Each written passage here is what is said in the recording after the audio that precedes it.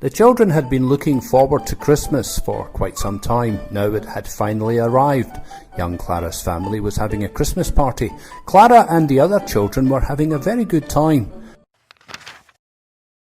Before long, her godfather, Herr Drosselmeyer, came in dressed as Santa Claus. He carried a big bag of toys over to the children and passed out Christmas gifts to them. Clara received a wooden puppet shaped like a little boy. Everyone called it the Nutcracker. If one put a nut in him, he would crack it right open. When it came midnight, Clara took out the Nutcracker and fell asleep while holding it on the couch. Suddenly, a group of mice scurried out. Their leader, the Mouse King, had 3 heads. The Mouse King had his mouse soldiers surround Clara.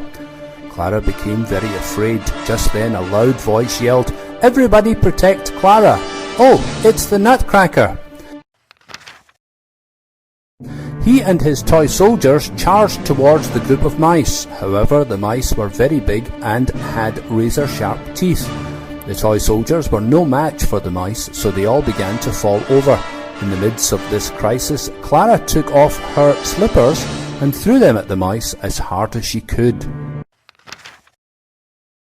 Bang! The slipper hit the Mouse King right in the head. The Mouse King was seriously injured, so he and his mice soldiers had no choice but to retreat. Clara was both nervous and exhausted. Now that she could finally relax, she immediately fainted. Still half out of it, she walked into a grand palace and saw a king and queen in royal attire sitting on their thrones. "Now, you are in your own dream," said someone next to her wearing armour. Clara was very curious and decided to check out the palace. She forgot to ask who he was. She saw a young person in the palace trying to bite open a gold nut, but it was so hard he broke all his teeth on it. Some other people also tried to bite it open, but they all failed.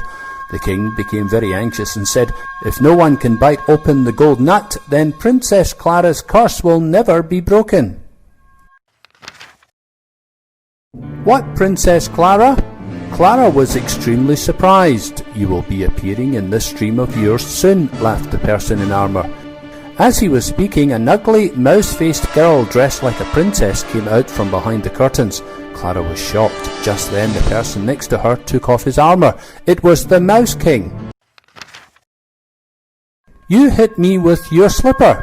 I'm going to take revenge in your dreams," laughed the Mouse King. Clara became very worried. Just then a noble prince walked in and said, "Let me try." He put the gold nut in his mouth. He bit down effortlessly and the gold nut cracked open.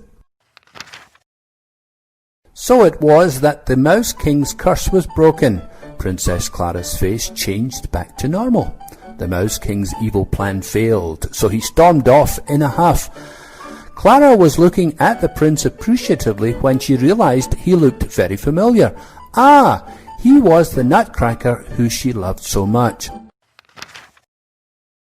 The Nutcracker brought Clara to the Candy Kingdom to play. There all the buildings were made with different kinds of sweets. All kinds of candy fairies danced beautifully to welcome them. Clara and the Nutcracker entered into the welcome parade.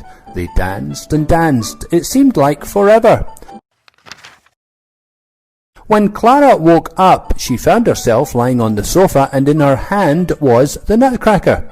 On Christmas Eve, she had just had a sweet, pleasant dream.